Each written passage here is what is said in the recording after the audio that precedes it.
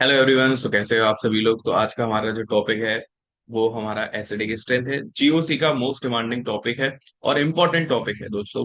तो यहाँ से बहुत टाइप के क्वेश्चंस बनते हैं और मैं वो क्वेश्चंस लेकर आया हूँ। डिफरेंट डिफरेंट टाइप के क्वेश्चंस, कैसे कैसे क्वेश्चंस पूछे जा सकते हैं। तो सबसे पहले हम स्टार्टिंग से बात करेंगे कि एसिडिक स्ट्रेंथ क्या होता है।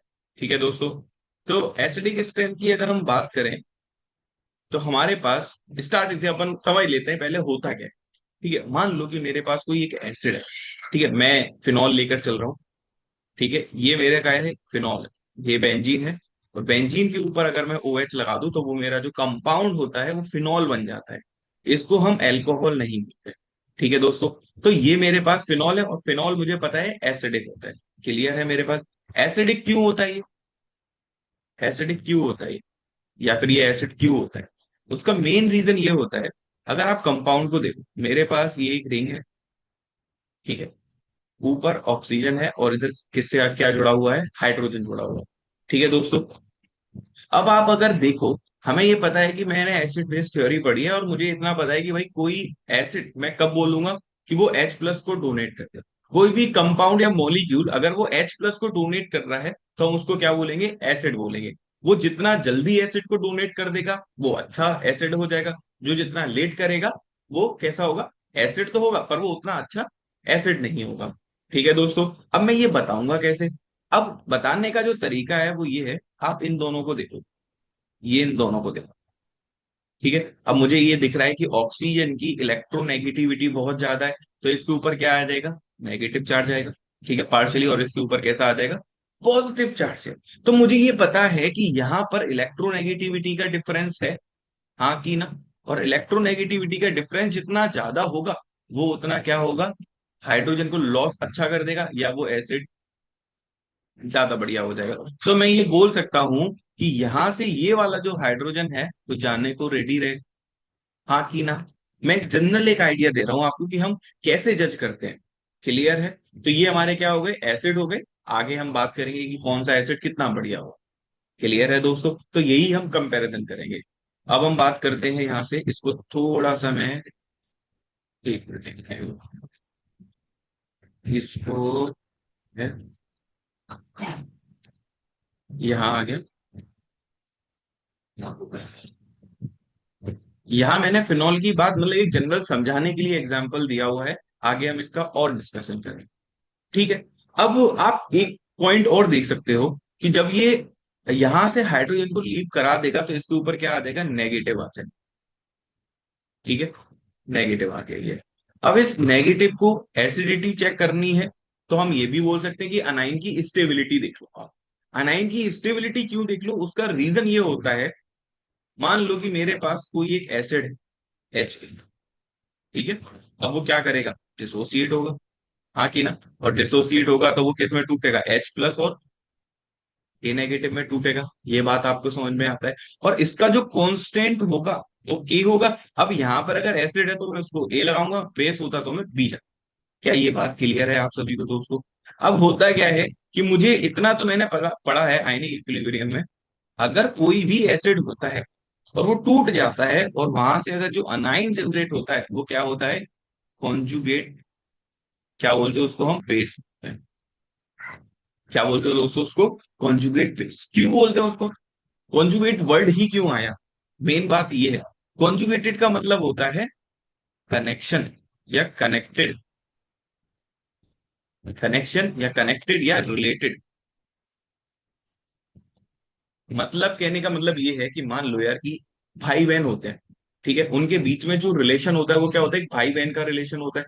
इन केमिस्ट्री में हम ये बोलते हैं कि जो रिलेशन होता है एसिड और उसके बेस का वो क्या होता है? कॉन्जुगेटेड होता है। तो कॉन्जुगेट एक साइंटिफिक वर्ड होता है जिसका मतलब होता है कनेक्टेड या रिलेटेड। इसीलिए हम जो यूज करते हैं वो कॉन्जुगेट बेस बोलते हैं। तो कोई सा भी एसिड होगा तो उसका एक कॉन्जुगेट बेस होगा, या कोई बेस होगा तो उसका कॉन्जुगेट एसिड होगा। ये हम बात आयनिक क्लियर में करते हैं। क्लियर है दोस्तों? आई होप ये आपको बेसिक टर्म क्लियर हुआ होगा। अब हम बात करेंगे यहां से। हाँ, तो अपन इक्विलिब्रियम की बात कर रहे थे तो मुझे यहां से ये समझ में आया।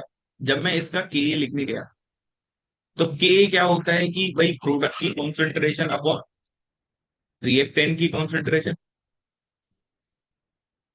एच।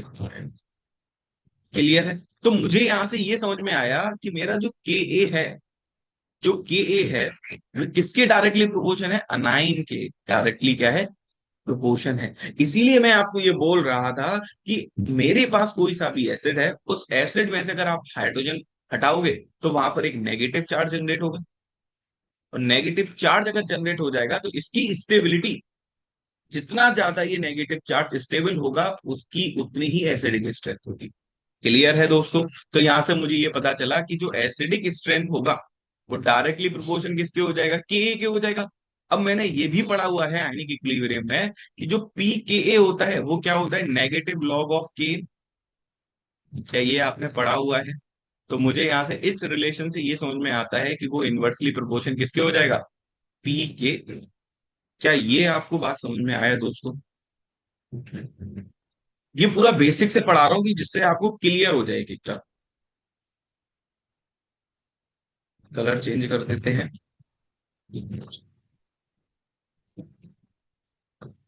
यहां तक आपको ये बात समझ में आया होगा। अब हम बात करेंगे स्टेबिलिटी हम कैसे बता सकते हैं। अब यहां तक तो हमें ये पता चल गया कि एसिडिक स्ट्रेंथ अगर मुझे फाइंड आउट करना है तो अनाइन की स्टेबिलिटी अपने को चाहिए होगा। तो यहां से अपन बात कर लेते हैं, एक स्लाइड ऐड कर लेते हैं।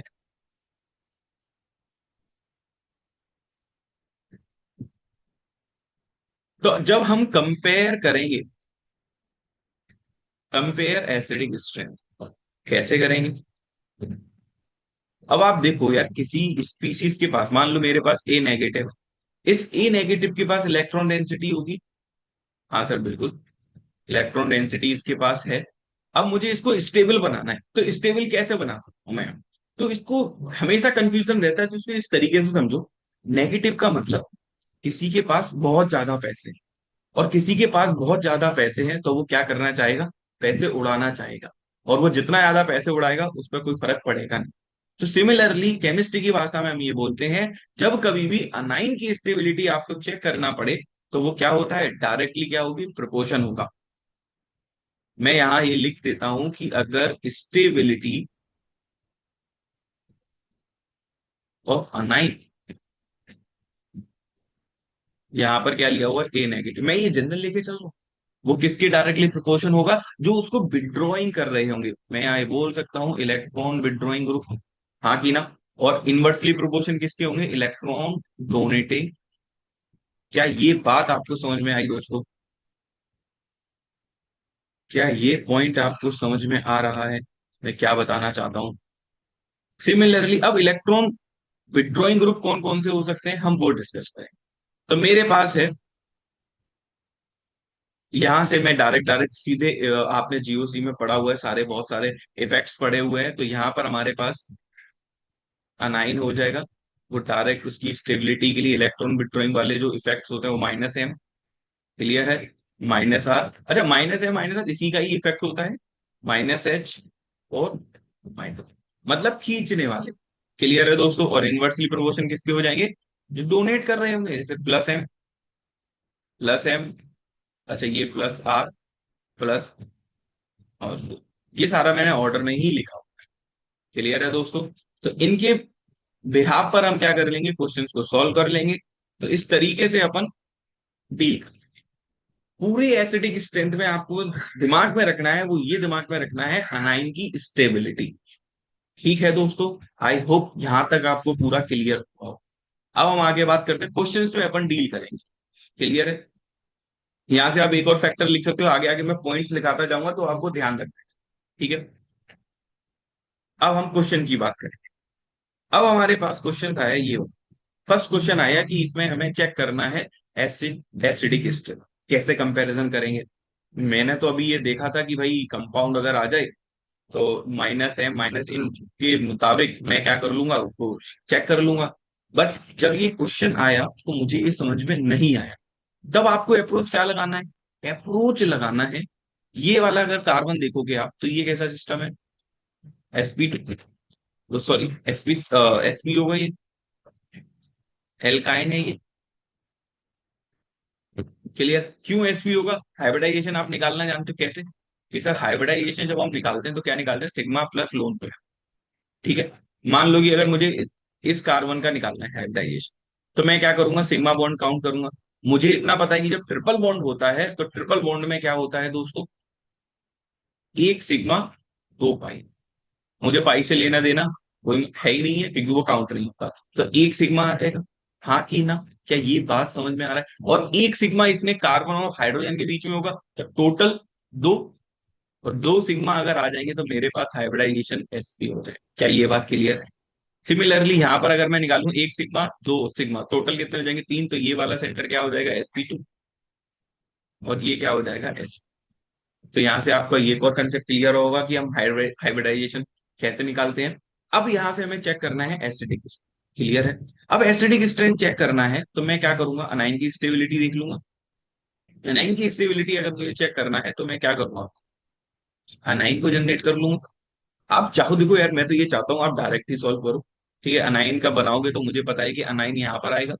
कई बार सिमेट्रिकल मॉलिक्यूल आप कहीं भी बना सकते हो। अनाइन यहाँ आएगा, यहाँ पर भी एक अनाइन। क्लियर है? ये अनाइन sp, एक sp पर है, एक sp2 पर है, एक s। क्या ये बात यहां तक समझ में आई?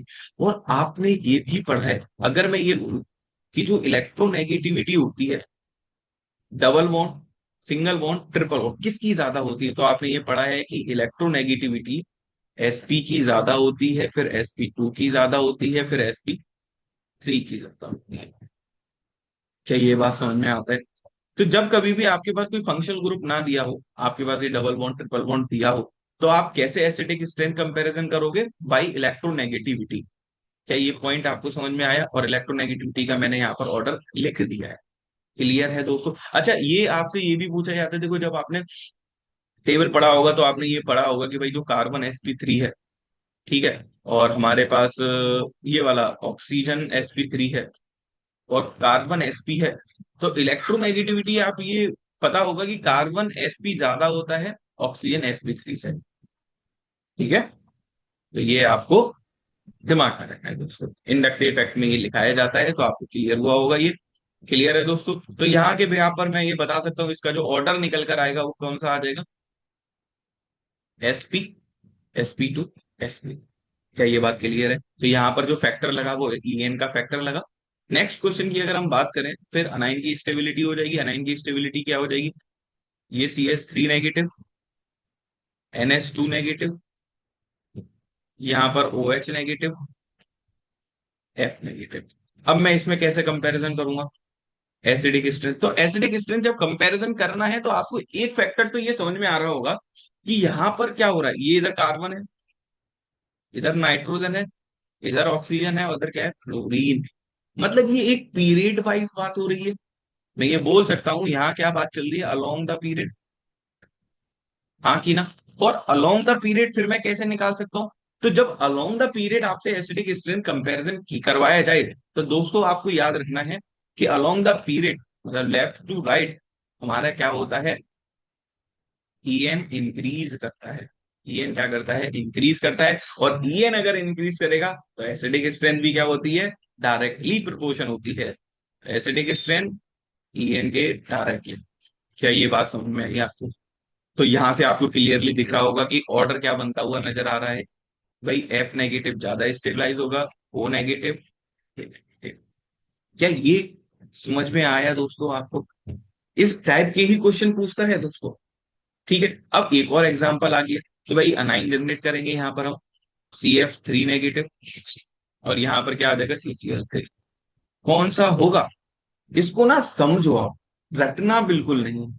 समझ में आ रहा है क्यों? अब देखो, मैं इसका स्ट्रक्चर से समझा, स्ट्रक्चर से कैसे देखो, आप एक से समझो कि मेरे पास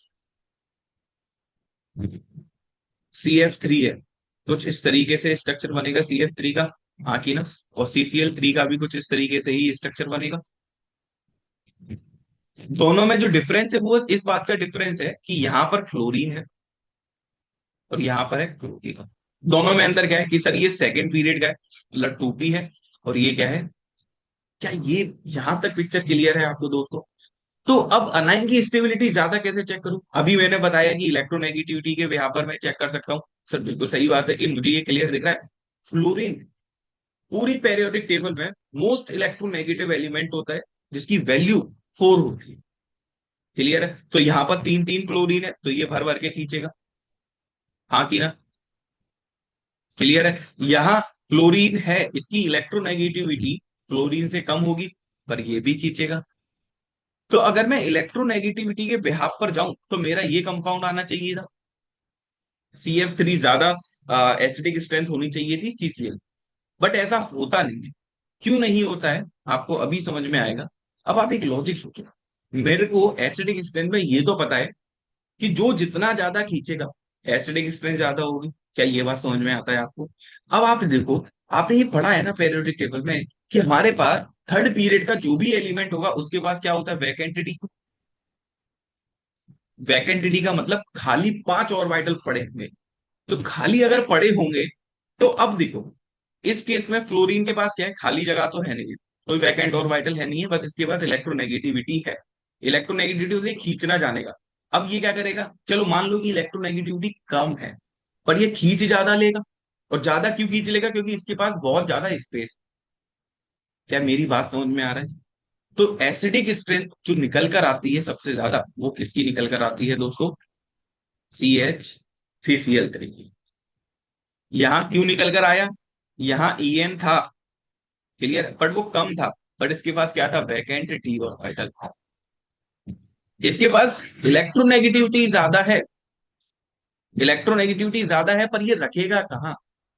तो ये जो इफेक्ट है डोमिनेट कर जाता है वैकेंट डी ऑर्बिटल का। इसीलिए CCl3 की एसिडिक स्ट्रेंथ बहुत ज्यादा होती है कंपैरिजन टू Cl। क्या ये बात क्लियर है दोस्तों? आई होप ये बात आपको समझ में आया होगा। इसको थोड़ा मैं नीचे लिख देता हूं।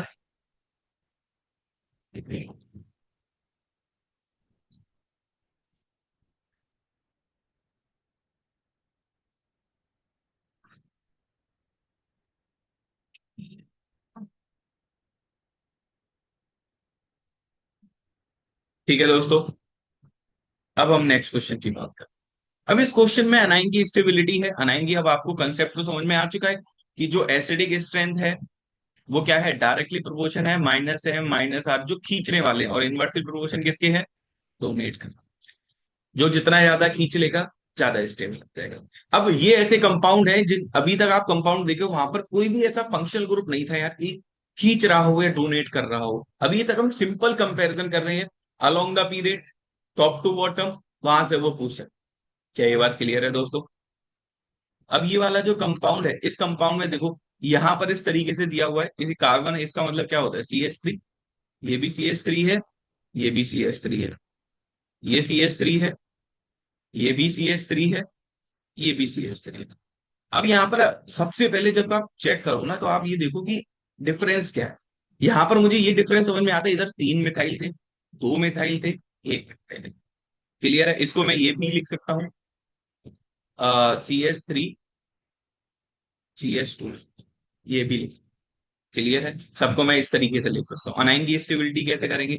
अब मुझे यहां से ये दिख रहा है कि ये वाला जो कार्बन है, ये मिथाइल क्या करता है, सिंगल बॉन्ड के थ्रू डोमिनेट करता है। इंडक्टिव इफेक्ट, ये क्या कर रहा होगा, प्लस आई इफेक्ट दिखा रहा होगा। हाँ कि ना? ये भी क्या कर रहा होगा, प्लस आई दिखा रहा होगा। और ये भी क्या कर रहा होगा, प्लस दिखेगा। क्या ये बात क्लियर है दोस्तों? अब सेकंड वाला कंपाउंड क्या कर रहा होगा, इधर भी क्या कर रहा होगा, ये डोनेट, डोनेट, ये प्लस आई, और ये भी प्लस आई। यहां पर भी क्या कर रहा है, एक।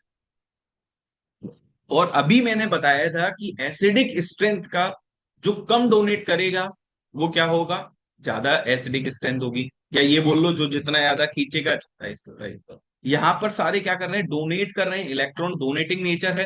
तो हम ये बोलेंगे जो जितना कम देगा अनाइन उतना स्टेबल होगा। तो मैं ये बोल सकता हूँ कि मेरे पास सबसे ज्यादा स्टेबलाइज जो कंपाउंड होगा वो कौन सा होगा, ये वाला, और ये वाला। क्लियर है? और आपने ये पढ़ा हुआ है जीओसी में, आपको ये बताया गया होगा कि अनाइन, अगर यहां पर मैं कार्बो अनाइन की बात करूं, कार्बोनाइन स्टेबिलिटी, तो स्टेबिलिटी क्या निकल कर आता है, जब डिग्री की अगर हम बात करें तो 1 डिग्री, फिर 2 डिग्री, फिर 3 डिग्री स्टेबिलिटी ऑर्डर। और अगर यहीं पर कार्ब कटाइन होता तब उल्टा हो जाता सर, कार्बोटाइन की स्टेबिलिटी के लिए मुझे इतना पता है कि जितना ज्यादा डिग्री होगा वो उतना ज्यादा स्टेबलाइज। क्या ये बात क्लियर है? आगे के लिए आपको नोट करके रखना है, मोस्ट इंपॉर्टेंट है ये बात। क्लियर है? मैं इसको साइड में लिख देता हूं, आपके नोट्स भी बन जाएंगे।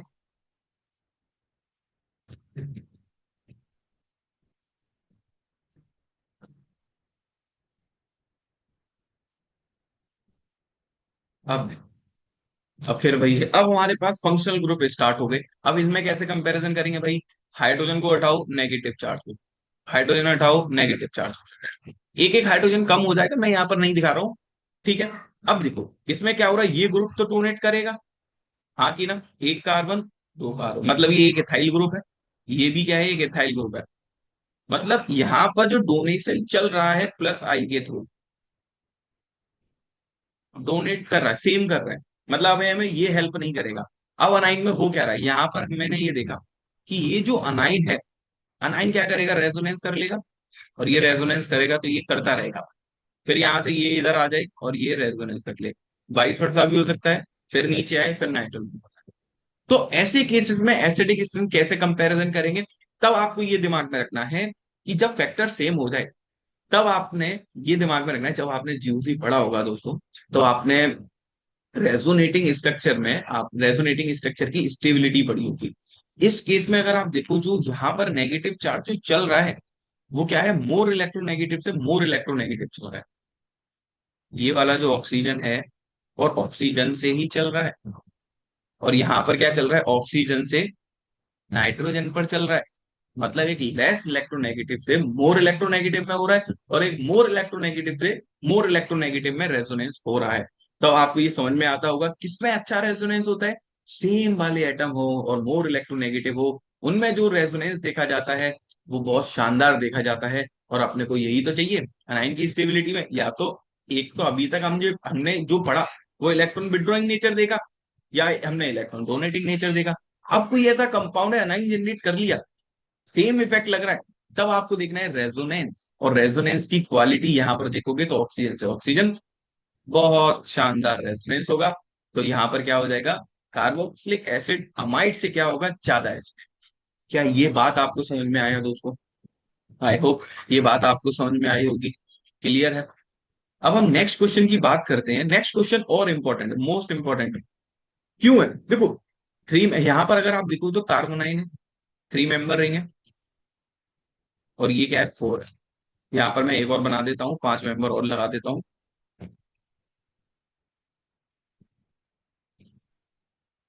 पांच। क्लियर है? Five member. अब इसमें आप चेक करो, कैसे चेक करोगे? आपके दिमाग में ये आ रहा होगा कि देखो सर, अनाइन है, मुझे इतना पता है कि यार रिंग का साइज जितना छोटा होता है उसमें एंगल स्ट्रेंथ ज्यादा होता है। क्लियर है? तो जितना ज्यादा बड़ा रिंग होगा, वो अनाइन उतना ज्यादा स्टेबल होगा। ये आपके दिमाग में आएगा। ज्यादा स्टेबल होगा तो यार अपन को जो ऑर्डर आना चाहिए वो कुछ ऐसा आना चाहिए। बट ऐसा आता नहीं। क्यों नहीं आता, उसका रीजन मैं आपको बता। उसका रीजन ये आता है कि जब आप एसिडिक स्ट्रेंथ करने जाओगे, चेक करने जाओगे, तो यहाँ पर जो three member, four member, five member रहेंगे। क्यों निकल कर आता है? अब देखो, उसका रीजन ये होता है दोस्तों। मेरे पास क्या है, मैं इसको थोड़ा सा स्पेस क्रिएट कर लेता हूँ।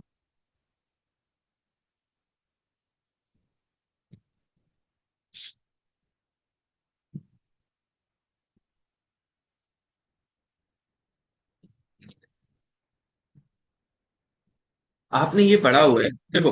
अगर आप देखोगे यहाँ पर हमारे पास जो अनाइन है, ये अनाइन क्या है, sp3 कार्बन है। सारे sp3 है, sp3 sp3 के लिए हाइब्रिडाइजेशन इससे। तो मुझे ये पता था, चलो वो मैं फैक्टर थोड़ी देर में बताऊंगा। अभी आप ये दिमाग में रखो, मेरे पास जो sp3 कार्बन होता है, इसमें जो एंगल होता है वो जनरली कितना होता है, 10928। हाँ कि ना? ये एंगल होता है sp3 में। अब यहाँ पर क्या होता है कि अगर आप देखो ट्रायंगल है, इसमें जो एंगल होता है वो कितना होता है, 60 डिग्री होता है। अब 60 डिग्री अगर एंगल होगा, मतलब 109 से कितना हो गया, 60 हो गया, एंगल कम हो गया। और आपने ये पढ़ा हुआ है कि भाई जो थीटा होता है वो क्या होता है, डायरेक्टली प्रोपोर्शन होता है परसेंटेज एज करेक्टर में। क्या ये बात आपको समझ में आ रहा है दोस्तों? मतलब थीटा जितना ज्यादा परसेंटेज एज करेक्टर उतना ज्यादा। ये बात किसने बोली थी? बेंट। बेंट रूल यही तो बताता है अपने को, थीटा जितना ज्यादा उतना ज्यादा एस कर। नॉर्मली हम ये बोलते हैं। मतलब हमारे पास कोई भी अगर एल्काइल ग्रुप होगा, एल्काइल चेन होगी हमारे पास, तो उसमें हम ये बोलते हैं थीटा जितना ज्यादा परसेंटेज एस करेक्टर भी उतना ज्यादा। But in case of cycloalkene, ये कौन सा है? साइक्लो एल्केन से ही हमारा। इन केस ऑफ साइक्लोएल्केन्स, ये आपको दिमाग में रखना होगा, बेंट रूल यहाँ फेल हो जाता है, क्योंकि यहाँ पर क्या होता है, रिंग केसेस होता है, और जो अनाइन बनता है वो क्या होता है, हाईली स्टेबल बन जाता है। क्यों बन जाता है? Because of the ring strain. क्योंकि जो अनाइन होता है वो होता क्या है, sp3 तो होता नहीं है इस रिंग में, क्योंकि 60 पर एंगल है। तो मैं ये बोल सकता हूँ 60 से अगर वो होगा तो है नहीं, मतलब कम होगा, तो मैं ये बोल सकता हूँ कि अनाइन कंपैरेटिवली ज्यादा स्टेबलाइज होगा, कंपैरेटिवली ज्यादा स्टेबलाइज होगा। क्या कुछ बात समझ में आ रहा है? आप बेंट रूल नहीं लगा सकते। आप ये बोलो कि यार थीटा यहाँ पर कम है, 60 का है, और थीटा कम परसेंटेज एस करेक्टर कम है, ये अगर आप रूल लगाओगे गलत हो जाएगा। ये रूल तब तक वैलिड रहता है जब हम साइक्लो एल्केन या ओपन चेन की हम बात कर रहे हैं। जब रिंग का केस आ जाएगा और कार्बोनाइन होगा, तो उस केस में आप ये बोलो कि एक्सेप्शन हो जाए या फिर कुछ स्पेशल कंपाउंड हो जाए, तो स्पेशल कंपाउंड आप इसको कंसीडर करो। तो रिंग साइज जितना छोटा होगा नाइन में, उतना ज्यादा वो नाइन स्टेबल। क्या ये बात क्लियर है? क्यों स्टेबल हो जाएगा? Because of the angles. ठीक है, मोटा मोटा ये, आई होप ये बात आपको समझ में आए। नेक्स्ट क्वेश्चन की हम बात करते हैं। अच्छा, नेक्स्ट अब हम बात करेंगे acidic strength of benzoic acid. Benzoic acid का एक अच्छा सा कंसेप्ट है, वो क्या है मैं आपको समझा। बेंजोइक एसिड होता क्या है? मेरे पास एक बेंजीन है, ठीक है। अब उसमें क्या है, COOH, इसको हम क्या बोलते हैं, बेंजोइक एसिड। दूसरा नाम क्या होता है, बेंजीन कार्बोक्सिलिक एसिड। क्या ये बात क्लियर है आपको दोस्तों? अब इसमें और स्ट्रक्चर को थोड़ा अगर मैं ओपन करके लिखूं, अनाइन को अगर मैं देखूं, तो मेरे पास वो कुछ इस तरीके से होगा। अनाइन हट गया तो वो कुछ इस तरीके से होगा। क्या ये स्ट्रक्चर समझ में आया? अब इसमें हो क्या रहा है, मुझे अनाइन की स्टेबिलिटी चाहिए, हाँ कि ना? मुझे एक फैक्टर तो ये समझ में आता है कि ये वाला जो अनाइन है वो यहाँ रेजोनेंस कर रहा है, मतलब ये अनाइन स्टेबल है। बट बट क्या होता है कि दूसरी भी तो पॉसिबिलिटी है ना, कि यहां से ये वाला नेगेटिव डोनेट करने लग जाए। जब ये डोनेट करेगा, मतलब ये भी अपने इलेक्ट्रॉन इधर देना चालू कर देगा, मतलब ये क्या करेगा, डोनेटिंग का काम करेगा। और डोनेटिंग का काम करेगा तो अनाइन की स्टेबिलिटी या एसिडिक स्ट्रेंथ कम हो जाएगा, हाँ कि ना? तो मुझे ये समझ में आया, कार्बोक्सिलिक एसिड जब मेरे पास था सिंपल, तो उसमें क्या हो रहा था, एसिडिक स्ट्रेंथ, एक तो अनाइन की स्टेबिलिटी देखते हैं, अनाइन की स्टेबिलिटी मुझे पूरे ग्रुप में समझ में आया कि यहाँ से ये अनाइन इधर जा रहा है, इधर ये रेजोनेंस कर रहा है। बट ये भी देखा गया कि यार बेंजीन है, बेंजीन भी क्या करता है, इलेक्ट्रॉन दे देता है। अब दे रहा है तो उसको हम कुछ कर नहीं सकते। क्लियर है दोस्तों? आगे हम इसकी और बात करेंगे, एक केस ऐसा पढ़ेंगे कि ये वाला जो रेजोनेंस हो रहा है ना दोस्तों, ये जो रेजोनेंस हो और इसको हम रोक दें, तो वो अनाइन एकदम गजब, एकदम इसकी एसिडिटी या एसिडिक स्ट्रेंथ बहुत ज्यादा बढ़िया हो जाएगी। वो केस भी मैं लेकर आए, वो केस की भी हम बात करेंगे। बट अभी तक आपको ये दिमाग में रखना है कि अगर सिंपल बेंजोइक एसिड है दोस्तों, तो उसमें क्या होगा, दोनों तरफ से डोनेशन चलता है, कि एक तो कार्बोक्स CO2 ग्रुप है, उसमें आपस में रेजोनेंस हो रहा है, और बेंजीन भी अपना इन्वॉल्वमेंट दिखाता है। यहां तक ये बात समझ में आई? तो यहां से मैं ये केस पढ़ के समझ सकता हूं कि मेरे पास तीन केस हो सकते हैं। पहला केस कि भाई मेरे पास भी बेंजोइक एसिड है। क्लियर है? मैं तीन केस बना लेता हूं यहां से।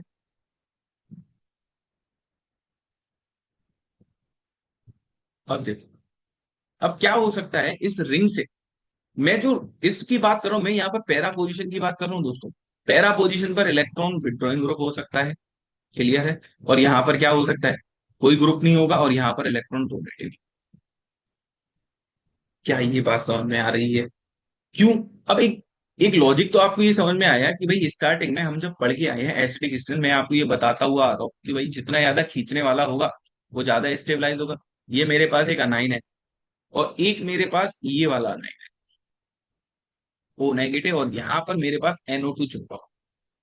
अब दोनों ही एसिडिक है, दोनों को अपने को चेक करना है, सिंस यहाँ पर एक फंक्शनल ग्रुप आ चुका है।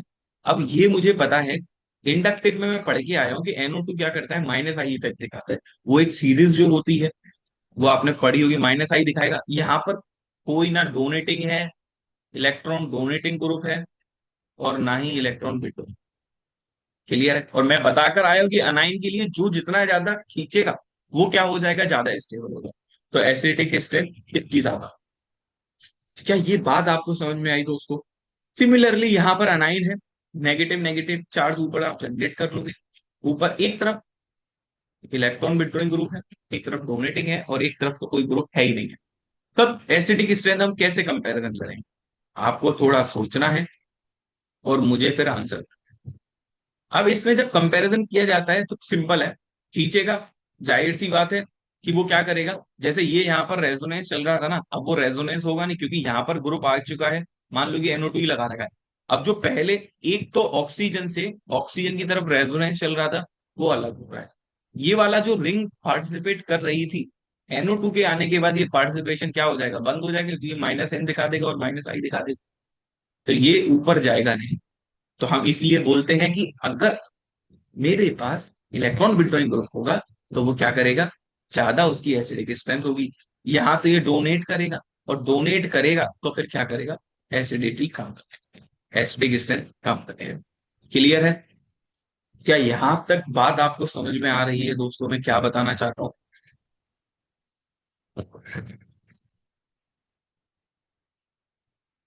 ठीक है। मैं आपने एक और इफेक्ट पढ़ा होगा रेजोनेंस में, कि भाई कोई भी अगर ग्रुप पैरा पोजीशन पर है तो उस वहां से दो ही इफेक्ट देखे जा सकते हैं। एक तो -M या -R, और दूसरा कौन सा, इंटर। कभी भी सॉरी, हाँ ये भी आप देख सकते हो, और हाइपर कॉन्जुगेशन भी आप देख सकते हो। यहाँ पर क्या देख सकते हो आप, हाइपर कॉन्जुगेशन भी आप देख सकते हो। क्लियर है? पर जनरली हम देखते नहीं, पर वो ग्रुप ग्रुप आ जाए तो आप देख सकते हो। यहाँ पर भी सेम है, +M +H। क्लियर है? ये बात आपने पढ़ा होगा। अब हम आगे बात करेंगे, कुछ कंपाउंड्स की हम बात करेंगे। जैसे कंपाउंड लेकर आए होंगे, मैं एग्जांपल, ये नहीं है। ठीक है। तो अब आपको यहां तक ये केस तो आपने पढ़ लिया कि भाई जब हमारे पास एक रिंग होगा, और यहाँ पर हमारे पास COH कार्बोक्सिल ग्रुप होगा, पैरा पर होगा, तो मैं ऑर्डर बता सकता हूँ। वो ऑर्डर हम लिख कर आए हैं कि भाई अगर यहाँ पर पैरा पोजीशन पर ग्रुप होगा, इलेक्ट्रॉन विड्रॉइंग ग्रुप ज्यादा एसिडिक होगा। अब बात ये है कि वो पैरा पर ना देकर उसने यहाँ पर कोई एक ग्रुप लगा दिया। पैरा पर ना देकर उसने ग्रुप यहाँ पर कोई लगा दिया। मान लो कि NO2 ही लगा दिया। और एक दूसरा है कि भाई उसने ये वाला कंपाउंड लिया, और यहाँ पर एक NO2। अब आप बताओ कि एसिडिक स्ट्रेंथ किसकी ज्यादा? सोचो कि एसिडिक स्ट्रेंथ किसकी ज्यादा होगी। तब उस केस में आपको दिमाग में रखना है क्या, ये होता है मोस्ट इंपॉर्टेंट। कैसे, मैं इसको थोड़ा स्ट्रक्चर वाइज देखूं। क्या स्ट्रक्चर वाइज होता है? देखो, इसका अगर एसिडिक स्ट्रेंथ का ऑर्डर लिखें, तो एसिडिक स्ट्रेंथ पैरा वाले की नहीं आती है, इसकी आती है। ये बात आपको दिमाग में है। क्यों आता है, मैं आपको देख, मेरे पास ये रिंग है, ये CO2 था, मतलब यहां से ये रेजोनेंस चल रहा है। क्लियर है? यहां तक आपको बात समझ में आ रही होगी। यहां पर मैं एक ग्रुप लेकर आया, NO2। NO2 को अगर मैं बनाऊं, तो NO2 क्या करता है, 3 बॉन्ड बनाता है, चौथा बनाएगा तो वो एक कोऑर्डिनेट। ऐसा ही होगा। अब एक बात बताओ यार मुझे, ये ग्रुप जो कार्बोक्सिलिक ग्रुप होगा बहुत बड़ा होगा, NO2 भी क्या होगा, बड़ा होगा। अब जब बड़े बड़े ग्रुप होंगे, तो उसमें क्या होगा, रिपल्शन होगा। और रिपल्शन अगर होगा, तब क्या होगा, तब ये हो जाएगा, तब ये घूम जाएगा। मतलब पहले अगर वो मेरी तरफ था, वो अगर मेरी तरफ था, तो वो घूमकर कहाँ हो जाएगा, आप। क्या समझ में आया? कि पहले जब हमारे पास ऑर्थो पोजीशन पर कोई भी ग्रुप नहीं था, तब क्या था, सिंपल वो पड़ा हुआ था, आराम से रेजोनेंस हो रहा। ऑर्थो पोजीशन पर एक बल्कियर ग्रुप आया, बल्कियर मतलब बहुत बड़ा ग्रुप आ गया, जिसने क्या कर दिया, हिंड्रेंस को जनरेट कर दिया। हिंड्रेंस के आने के चक्कर में जो मेरा कार्बोक्सिलिक एसिड था वो क्या कर गया, घूम गया। और जब वो घूम गया तब क्या हुआ होगा, घूम गया तब क्या हुआ हुआ हुआ होगा, तब ये हुआ होगा। पहले तो मुझे ये समझ में आ रहा था कि भाई कोई ग्रुप नहीं था।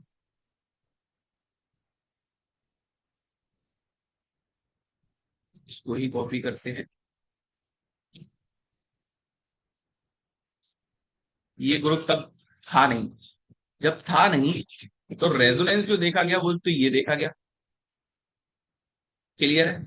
और दूसरी साइड से ये भी रेजोनेंस देखा गया कि यहां से वो जा रहा है, इस तरीके से वो रेजोनेंस। क्या ये बात समझ में आ रहा है? अब जब ग्रुप आ गया तब क्या हुआ, जब ग्रुप आ गया तब हुआ क्या ऐसा,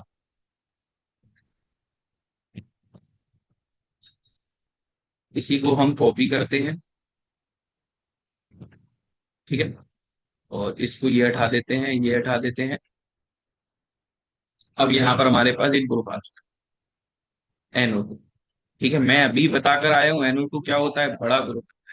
और जब बड़ा होगा तब क्या होगा, ये रेजोनेंस चल रहा है आपस में, बट ये वाला जो रेजोनेंस होता है वो रेजोनेंस होगा नहीं।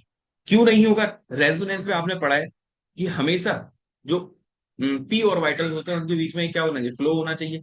एक हमेशा क्या होना चाहिए, साइक्लिक कॉन्जुगेशन, ये पूरा एक पैटर्न फॉलो होना चाहिए। मतलब अगर ये मेरे पास वैकेंट है तो ये आपस में क्या कर रहे हैं, रेजोनेंस कर रहे हैं। कुछ इस तरीके से हम रेजोनेंस बोलते हैं। अब सिंस ये वाला जो ग्रुप है वो तो फ्लिप हो चुका है, घूम चुका है, तो ये वाला जो रेजोनेंस बेंजीन के साथ में दिखा रहा था वो क्या हो जाएगा, टूट जाएगा। और जब वो टूट जाएगा तो ये रिंग क्या करेगी, रेजोनेंस नहीं करेगी। और जब रेजोनेंस नहीं करेगी तो एसिडिक स्ट्रेंथ भी सबसे ज्यादा होगी। क्या ये बात समझ में आ रहा है? जब मैंने स्टार्टिंग से कार्बोक्सिलिक एसिड का एग्जांपल लिया कि acidic strength of benzoic acid, ये वाला जो था, इस केस में आपने देखा था कि भाई रिंग भी पार्टिसिपेट कर रही है। तब मैंने एक पॉइंट बोला था कि अगर इस रिंग का कॉन्जुगेशन रुक जाए तो उसकी एसिडिक स्ट्रेंथ बढ़ जाएगी। तो वो कैसे रुकता है, जब ऑर्थो पोजीशन पर बल केयर बनता है। और इस इफेक्ट को हम जो बोलते हैं वो बोलते हैं SIR। क्या बोलते हैं, SIR। और SIR क्या होता है, स्टेरिक इनहिबिशन रेजोनेंस। क्या ये बात आपको समझ में आ रहा है? तो यहाँ पर हम हेडिंग डाल सकते हैं SIR। क्या हो सकता है, स्टेरिक इनहिबिशन रेजोनेंस। क्या ये आपको समझ में आया? ये सिर्फ जो देखा जाता है ना वो कार्बोक्सिलिक ग्रुप में ही देखा जाता है। बस जब आपके पास COOH ग्रुप होगा उस केस में आप क्या करोगे, देख लोगे। या और भी तरीके हैं, और भी तरीके मैं यहाँ पर लिख देता हूँ, कब कब आप देखोगे। बट उससे पहले थोड़ा मैं आपको बता देता हूँ कि SIR होता क्या है। पूरा रिलेटेड है, मैं ऑलमोस्ट बता चुका हूँ। अब मैं थोड़ा एग्जाम्पल की बात कर लेते हैं। मान लो कि मेरे पास, इनका कलर थोड़ा चेंज करते हैं अपन। आपके पास अगर बेंजीन हो, ठीक है, यहाँ पर कोई फंक्शनल ग्रुप हो, कोई फंक्शनल ग्रुप हो, और उसकी ऑर्थो पोजीशन पर G ग्रुप होगा, इनके बीच में क्या होगा, रिपल्शन क्रिएट होगा, और वो क्या शो करेंगे, S। क्लियर है? और मुझे ये पता है कि जो SIR होगा वो डायरेक्टली प्रोपोर्शन किसके हो जाएगा, एसिड के साथ। कहने का मतलब ये है कि अगर आपके पास कोई एग्जाम्पल है, जैसे मैंने ये वाला एग्जाम्पल लिया हुआ था, इलेक्ट्रॉन विथड्रॉइंग ग्रुप दोनों है, दोनों के बाद अगर ऑर्थो पोजीशन पर वो SIR लगा रहा है तो उसकी एसिडिक स्ट्रेंथ ज्यादा होती है। ये फैक्टर आपको दिमाग में रखना। अब आपके दिमाग में ये क्वेश्चंस आ रहे होंगे, क्या सर कार्बोक्सिलिक के अलावा कोई और भी ग्रुप हो सकता है क्या? दूसरा क्वेश्चन ये आ रहा होगा, सर मुझे ये एक और क्वेश्चन है कि जो G ग्रुप है, आपने NO2 लिया, क्या NO2 के अलावा भी कोई ऐसे ग्रुप्स हैं जो SIR दिखाएंगे? क्या कोई ऐसे ग्रुप हैं जो SIR नहीं दिखाएंगे? तो इसका आंसर है यस। उसका आंसर ये है, सबसे पहले मैं बात करूंगा फंक्शनल ग्रुप की। फंक्शनल ग्रुप, फंक्शनल ग्रुप में आपको ये दिमाग में रखना है कि कार्बन sp2 वाले जो होंगे वो शो है। समझ में आ रहा है? कोई sp3 sp वाला नहीं रहेगा। मतलब इसके अगर मैं एग्जाम्पल की बात करूं तो ऐसा जरूरी नहीं है कि आपके पास कार्बोक्सिलिक एसिड ही आपको देखना पड़े। उसकी जगह पर क्या हो सकता है? मान लो कि एसाइल क्लोराइड हो गया, RCO हो गया, RCOCl हो गया, ठीक है, NO2 ग्रुप हो गया। ये जो ग्रुप होते हैं इनको हम देख सकते हैं। क्या ये बात क्लियर है आपको दोस्तों? ठीक है, ऐसे ग्रुप जो sp2 कार्बन होगा वो क्या होगा, फंक्शनल ग्रुप बन सकता है। क्लियर है? अब जी ग्रुप कौन कौन से हो सकते हैं? अब जब हम जी ग्रुप की बात करेंगे तो जी में हमेशा ध्यान रखना कि अगर हाइड्रोजन, ड्यूटेरियम, ड्यूटेरियम, ट्राइटेनियम, ऑक्सीजन में OH, क्लियर है, नाइट्रोजन में NH2, ठीक है। अब हमारे पास फ्लोरीन में क्या आ जाएगा, F, और एक बचा कार्बन में C। अगर ये 7 ग्रुप आपकी ऑर्थो पोजीशन पर है, प्रेजेंट ऑन ऑर्थो, तब SIR नहीं है। क्लियर है ये बात आपको? मैं इसका एग्जांपल भी कराऊंगा। इनसे हटके जितना भी ग्रुप होगा वो सारे क्या दिखाएगा, SIR दिखाएगा। और जब SIR होगा तो दोस्तों क्या होगा, यहां से ये कॉपी करके, SIR is directly proportion to the acidic strength. I hope आपको ये पॉइंट क्लियर है।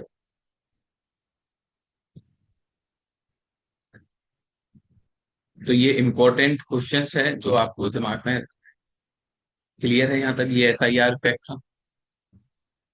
अब हम क्वेश्चंस की बात, क्वेश्चन की क्या बात करेंगे, क्वेश्चन ये है। अच्छा, इससे पहले मैं एक क्वेश्चन और करा देता हूँ आपको। एक तो स्लाइड ऐड करते हैं, कौन सा नंबर है, 6 नंबर की स्लाइड है। वो पॉइंट ये है, आपको ये दिमाग में रखना है, जब कभी भी आपके पास कार्बोक्सिलिक एसिड हो, आपके पास कार्बोक्सिलिक एसिड आए, ठीक है। अब यहां पर मैंने क्या लगा दिया, OH लगा दिया, क्या यहाँ पर SIR है? क्या यहाँ पर SIR है? आप बोलोगे नहीं। ठीक है, क्यों नहीं है? क्योंकि मैं पढ़ के आया हूं। SIR वाले ग्रुप कौन से होंगे, 7 को छोड़कर। क्लियर है? याद कैसे रखना है, हाइड्रोजन के आइसोटोप, फिर कार्बन, नाइट्रोजन, ऑक्सीजन, क्लोरीन, ये सब चपक जाए तो वो नहीं रुकेगा, तो ये SIR नहीं होगा। तब इसमें हो क्या रहा है, इसमें हो क्या रहा है, इसमें ये हो रहा है, ये तो दिख रहा है कि सर ये हाइड्रोजन बॉन्डिंग कर लेगा, और ये क्या हो रहा होगा, हाइड्रोजन बॉन्डिंग हो रही होगी। और हाइड्रोजन बॉन्डिंग अगर हो रही होगी तो एसिडिक स्ट्रेंथ क्या होती है, बढ़ती है। तो यहां पर ये पॉइंट करके लिखो कि in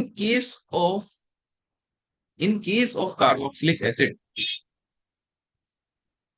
acidic strength increases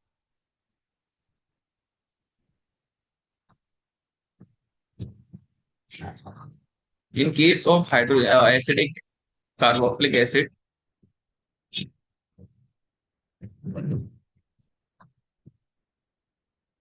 hydrogen bonding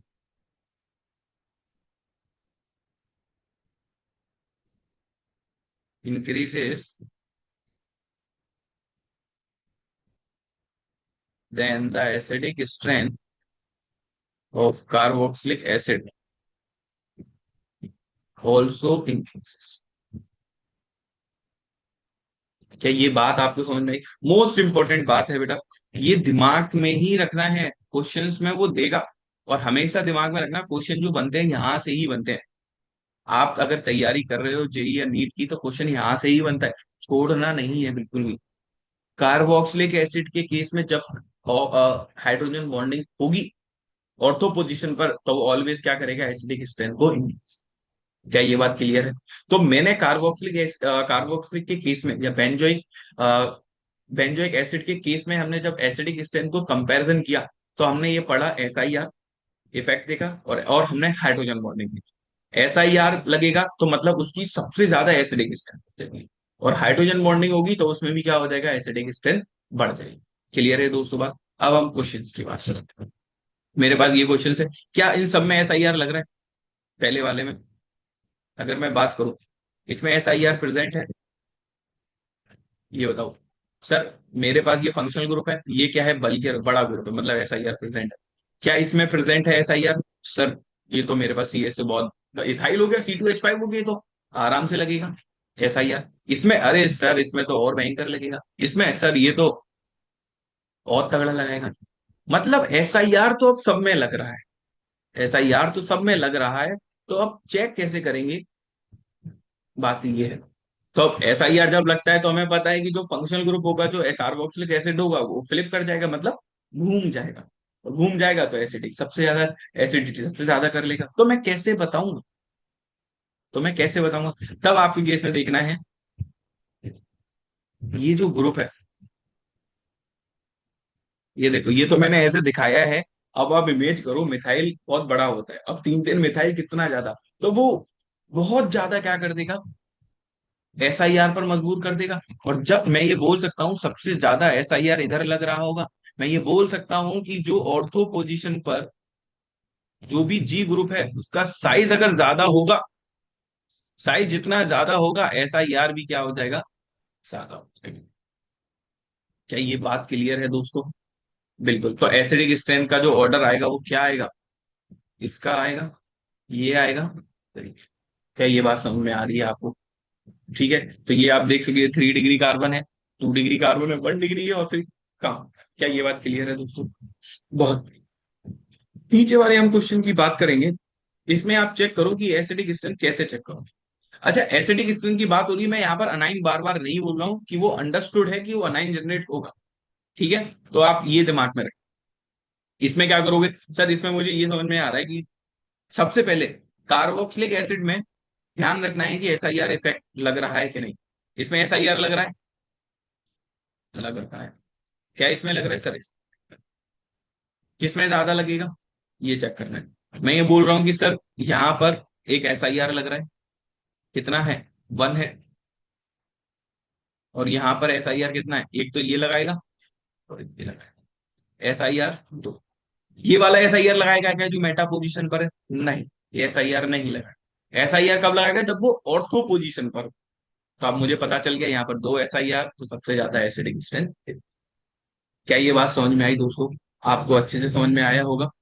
अब हम और क्वेश्चंस की बात करते हैं, इस टाइप के क्वेश्चंस की हम बात करते हैं, क्या देखना होता है इसमें।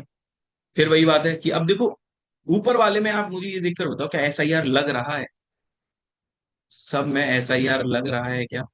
आप बोलोगे सर ऑर्थो पर कुछ नहीं है, मतलब नहीं है, यहाँ भी नहीं है, यहाँ भी नहीं है, यहाँ भी एस आई आर नहीं लग रहा है, मतलब काम खत्म। अब अपने को क्या चेक करना है, अनाइन एनाइन बन जाएगा।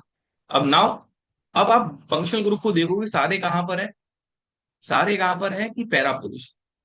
अब मुझे क्या देखना है कि अगर जब फंक्शनल ग्रुप का इफेक्ट आ जाता है, तो मुझे ये पता है कि एसिडिक स्ट्रेंथ डायरेक्टली प्रोपोर्शन होती है इलेक्ट्रॉन विड्रॉइंग ग्रुप के, और इनवर्सली प्रोपोर्शन होती है इलेक्ट्रॉन। तब आपको ये चेक करना है कौन दे रहा है कौन नहीं दे रहा। अब आपको ये बताना है कि कौन दे रहा है कौन। तो मुझे ये पता है कि NO2 क्या करता है, खींचता है। और अगर ये खींचता है तो ये कौन सा इफेक्ट दिखाएगा सर, ये माइनस। क्या ये -H दिखाएगा? क्या ये हाइपर कॉन्जुगेशन दिखाएगा? आप बोलोगे नहीं। क्यों नहीं दिखाएगा? क्योंकि यहां पर कोई भी एल्काइल ग्रुप नहीं है। एल्काइल मतलब CH3 हो या अल्फा हाइड्रोजन वाला हो। अगर अल्फा हाइड्रोजन वाला होगा तो वो हाइपर कॉन्जुगेशन शो करेगा। यहाँ पर कोई नहीं है तो -H -N, और क्या दिखाएगा, तो इफेक्ट दिखाएगा। अरे भाई, इंडक्टर क्यों दिखा रहा है, क्योंकि उस खींच रहा है ना, खींचेगा तो दिखाएगा। सिमिलरली यहाँ पर अगर आप देखोगे तो हमारे पास क्या है, साइनाइड है। अब साइनाइड है तो यहाँ पर इफेक्ट कौन सा दिखाएगा, सोचो। मिथाइल है तो ये क्या करेगा, +H, और ये तो +N दिखाएगा। क्यों? क्योंकि इसके पास लोन पेयर है। जब कभी भी लोन पेयर इन्वॉल्वमेंट दिखाएगा तो वो क्या दिखाएगा, मेज। यार क्या ये बात क्लियर है दोस्तों? तो ये दिखाएगा, यहाँ से ये आ जाएगा। अब ये वाला इफेक्ट कौन सा दिखाता है, ये दिखाएगा माइनस। साइनाइड देखोगे तो आप -I। क्या ये बात क्लियर है दोस्तों आपको? तो अब आप ऑर्डर अगर मैं चेक करने जाऊं तो ऑर्डर क्या क्या निकल कर आएगा, सर ये -M दिखा रहा है, -I है। तो हमेशा दिमाग में रखना, पैरा पोजीशन पर जो डोमिनेटिंग फैक्टर होता है वो क्या होता है, बड़े ग्रुप से।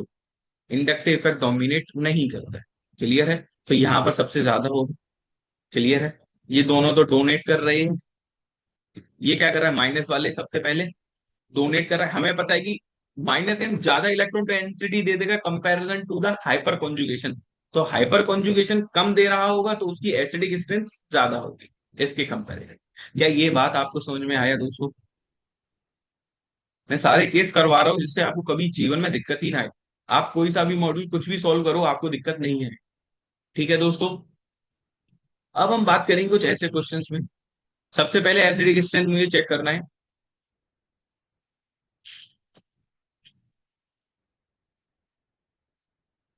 हाँ, तो मुझे एसिडिक स्ट्रेंथ चेक करना है तो मैं क्या चेक करूंगा सबसे पहले, एस आई आर। क्या एस आई आर लग रहा है? तो आपको ये चेक करना पड़ेगा, इसमें एस आई आर है? नहीं है सर, नहीं है। इसमें एस आई आर है सर, दिख रहा है।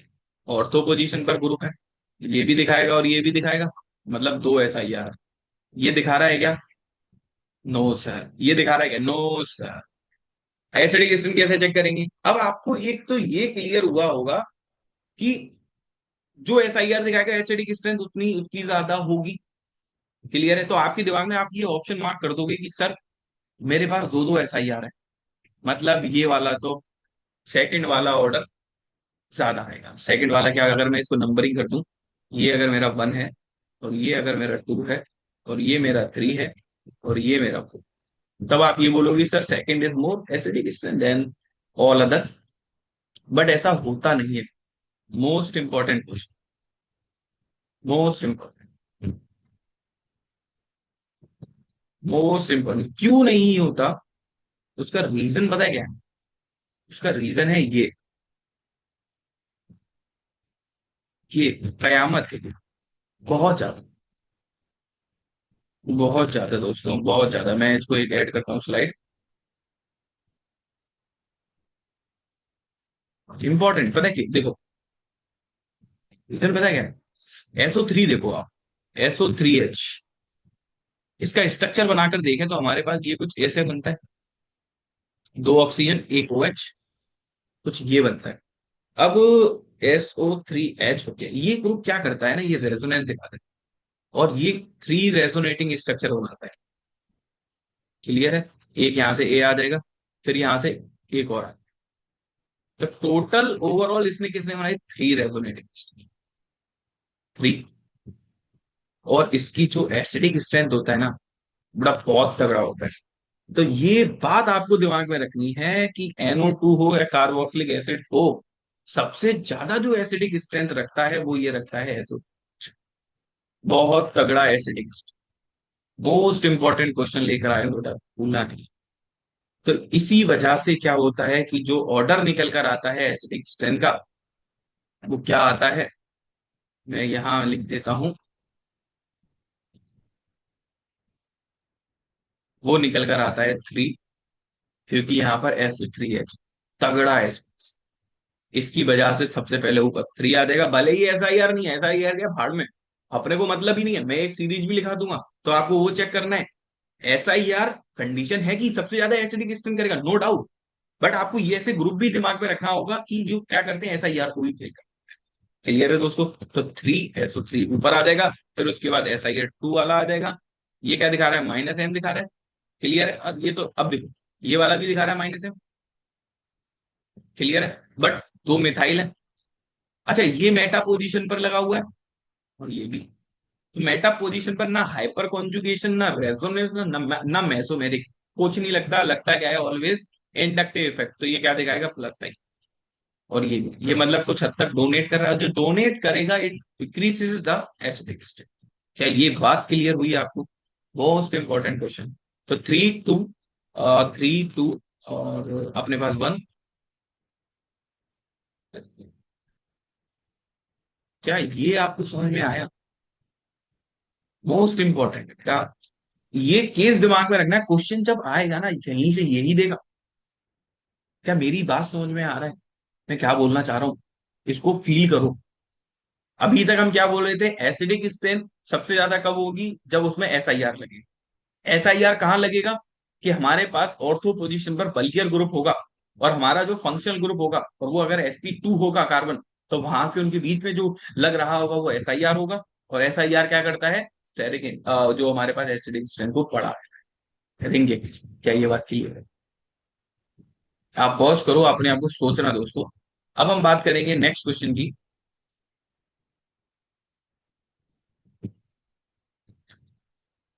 अच्छा ये समझ में आया, ये तो हाँ ये तो मैंने बता दिया था। ये वाला, इस कंपाउंड में बताओ किसकी एसिडिक स्ट्रेंथ ज्यादा होगी। क्लियर दिख रहा है सर?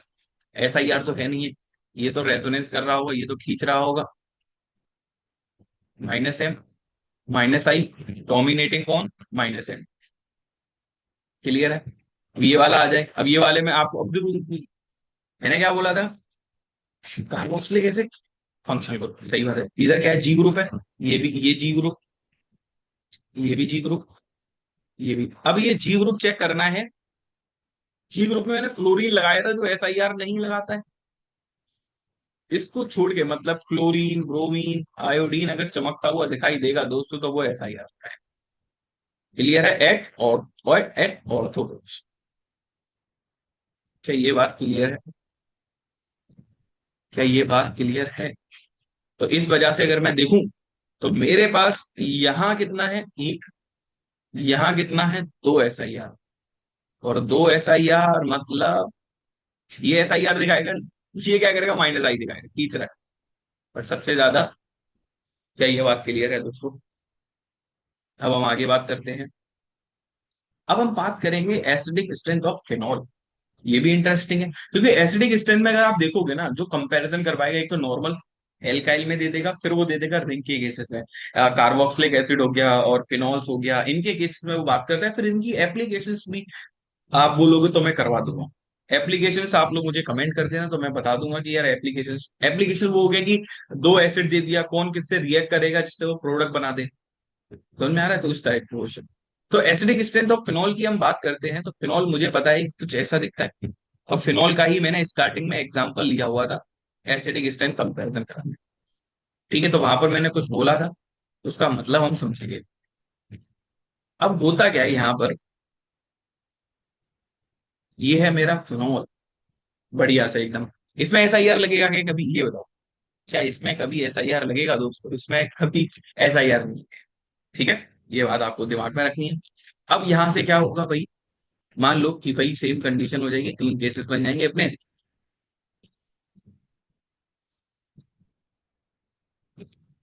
इसको इधर लिख,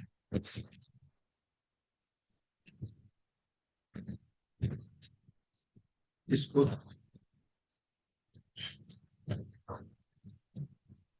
तो यहां से मान लो इलेक्ट्रॉन विथड्रॉइंग ग्रुप है, ये इलेक्ट्रॉन डोनेटिंग। सिमिलरली क्योंकि अनाइन बनेगा यहाँ पर, अनाइन बनेगा यहाँ, अनाइन बनेगा यहाँ, तो जो ग्रुप जितना खींचेगा उसको उतना स्टेबलाइज है। क्या ये बात क्लियर है? फिनॉल के केस में सिंपल, चलो बिल्कुल। क्या यहां तक पूरा क्लियर है? सही बात है। अब हम बात करेंगे ग्रुप्स की कि ऊपर मान लो कि ऑर्थो सब्स्टिट्यूटेड या फिर कुछ आ जाए, तब क्या होगा? तब क्या होगा? तब होगा,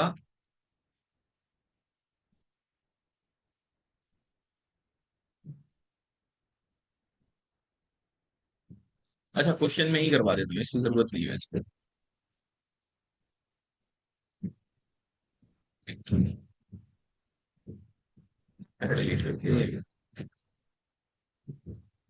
चलो कोई नहीं, हम बात कर लेते हैं। अब बात ये है, मेरे पास है फिनॉल, यहां पर मैंने ग्रुप लगाया NO। ठीक है, अब यहां पर जब NO2 ग्रुप लगाया, तब NO2 ग्रुप क्या हुआ? अब आप बोलोगे सर इधर तो मुझे हाइड्रोजन बॉन्डिंग दिख रही है। क्लियर है?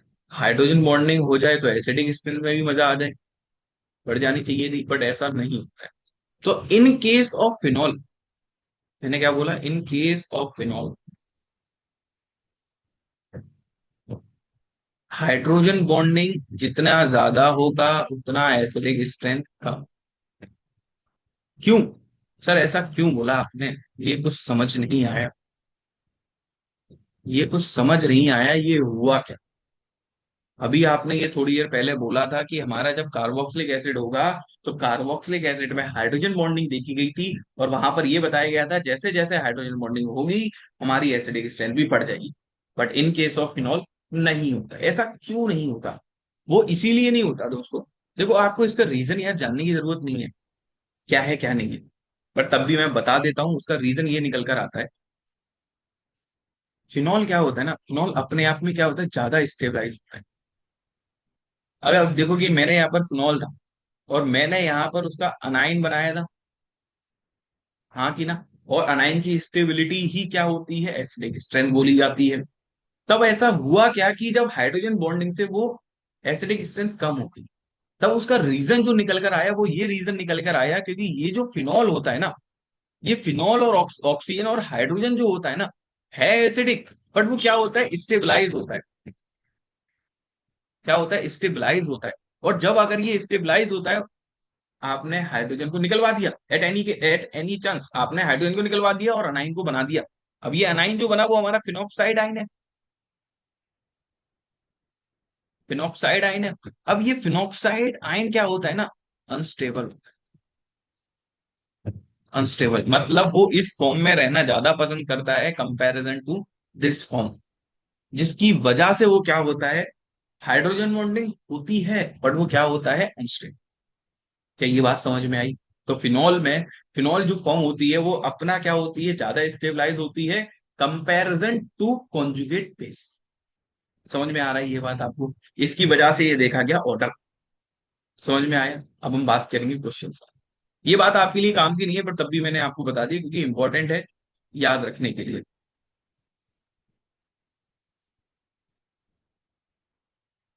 अब हम क्वेश्चन से डील करेंगे। क्वेश्चन क्या क्या है फिर वही बात।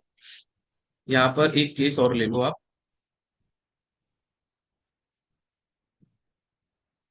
ये मेरे पास OH है, एक मेटा वाला भी है। क्लियर है? तो यहाँ पर ये देखा गया, यहाँ पर तो हाइड्रोजन बॉन्डिंग हो रही है और हाइड्रोजन बॉन्डिंग होगी तो टू डिक्रीज करते हैं। तब ऑर्डर क्या होगा, ये वाला तो क्या है, -m है, तो ये भी -m। तो मेटा ये यहाँ पर क्या हो जाएगा, NO2। अब NO2 पे मैंने आपको बताया है कौन सा इफेक्ट लगता है, -I, उसके अलावा कुछ नहीं। -I लगेगा तो अब ऑर्डर कौन सा आ जाएगा, तब ऑर्डर निकल कर आता है इसमें कि जो पैरा वाला होता है वो ज्यादा स्टेबलाइज होता है ऑर्थो वाले से, और मेटा क्या होता है। तो अगर मैं इसको 1 कंसीडर करता हूँ, इसको 2 कंसीडर करता हूँ, इसको 3 कंसीडर करता हूँ, तो जो ऑर्डर आता है वो क्या आता है हमारा, 2 1 3। ये आपको दिमाग में रखना है, मोस्ट इंपॉर्टेंट बात है। कार्बोक्सिलिक होगा, हाइड्रोजन बॉन्डिंग, एसिडिक स्ट्रेस ज्यादा। क्लियर है ये बात? फिनॉल के केस में आपको बस ये दिमाग में, क्लियर है? मैं रीजन आपको समझा चुका हूं। अब हम नीचे फिर फिनॉल के केस में हम बात कर लेते हैं। तो भाई इसमें क्या करना है, फिर अपने को इफेक्ट ही चेक करना है। ये खींच रहा है इलेक्ट्रॉन विड्रॉइंग, ये इलेक्ट्रॉन विड्रॉइंग, ये क्या कर रहा है, डोनेटिंग है। Electron withdrawing group, electron donating. -I लगेगा पर ज्यादा नहीं लगेगा क्योंकि इसके बाद लोन पेयर है। यहाँ से -m +m, और ये भी खींचेगा। तो अगर ये खींचेगा तो सबसे ज्यादा क्या आ जाएगा, ये जो है सबसे ज्यादा तो जो खींचेगा वो ज्यादा आ जाएगा। तो इसका आपको ऑर्डर बताना है, इसका क्या। ठीक है, ये आपके लिए टास्क है। तो यहाँ मैं क्वेश्चन नंबर डाल देता हूँ, इसका मुझे ऑर्डर बताना है, क्या होगा कमेंट करके। तो ये क्वेश्चन नंबर आप ऐसे समझ लो 1। ठीक है, अभी तक मैंने 1 नहीं मेंशन किया हुआ है, या क्वेश्चन नंबर X ऐसे करके लिख दो। जब हम क्वेश्चन नंबर X, आंसर मुझे करना है क्वेश्चन नंबर X, आपको ऑर्डर लिख कर देना है। क्लियर है? अब हम आगे बात करेंगे कुछ क्वेश्चंस की। आगे ये वाले क्वेश्चंस हैं फिनॉल के केस में। यहाँ पर दो दो है, बट एसिटिक एसिड, अब देखो ये वाला जो केस है, इस केस में आपको ये दिमाग में रखना है, यहाँ पर कितने हैं, -m। ये कितने हैं, -m। ये कितना है, -m। क्लियर है? ये कितना हो रहा है, एक और -m। ये भी -m। -m 3 2 1 करके कम होता जा रहा है और इसका क्या हो जाएगा, इंडक्टिव। क्लियर है? तो जब एक से ज्यादा अगर आपको दिख जाए तो उस केस में आप हाइड्रोजन बॉन्डिंग वाला कंसेप्ट मत लगाना। उस केस में आप ये देखना जितना ज्यादा इलेक्ट्रॉन बिटवीन ग्रुप होगा उतना ज्यादा स्ट्रेंथ है। इसको अपन पिक्रिक एसिड भी बोलते हैं। ठीक है। तो ये एसिडिक स्ट्रेंथ का ऑर्डर आ जाएगा। सिमिलरली अब आया मोस्ट इंपॉर्टेंट, ये वाला। तो मैंने आपको बताया था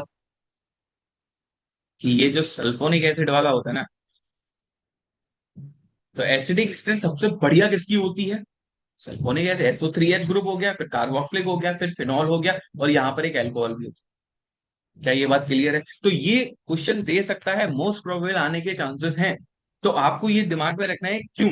इसका तो रीजन आपको समझ में आ गया क्यों, क्योंकि यहाँ पर 3 रेजोनेटिंग स्ट्रक्चर थे। यहाँ पर आप देखोगे तो 2 रेजोनेटिंग स्ट्रक्चर बना लोगे, और ये फिनॉल में तो होता ही है। अच्छा, ये अब देखो मेन बात ये आ देख सर, रेजोनेंस तो इसमें भी है, रेजोनेंस इसमें भी है, बट अगर आप देखोगे तो जो ऑक्सीजन टू ऑक्सीजन है, और ये क्या है, ऑक्सीजन टू कार्बन है। फिर वही बात आ जाएगी क्वालिटी वाला सर। तो आप ये समझ जाओगे, ये एसिडिक आपको दिमाग में रखना है, ये आपको क्वेश्चन दे सकता है। सिमिलरली यहां से अगर आप देखोगे तो ये मोस्ट इंपॉर्टेंट है, फंसाने वाला क्वेश्चन है, कभी भी पूछा जा सकता है।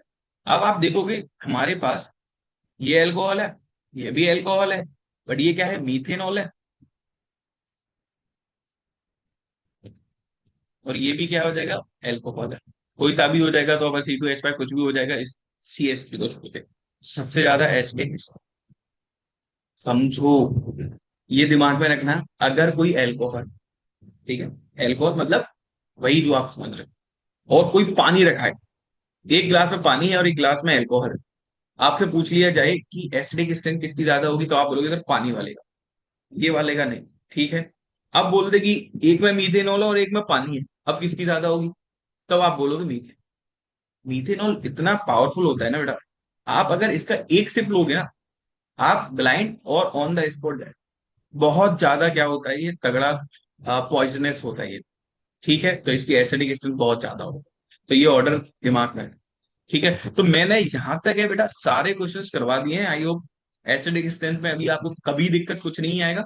आप क्वेश्चन सॉल्व करोगे, कभी कोई दिक्कत नहीं आएगी। नेक्स्ट क्वेश्चन की हम बात करें। हाँ, तो यहां तक ही है। तो मुझे लगता नहीं है कि इससे बाहर कुछ भी पूछा जाएगा। ठीक है, तो अच्छा लगा हो, थैंक यू सो मच। तो हम नेक्स्ट लेक्चर में बात करेंगे बेसिक स्ट्रेंथ।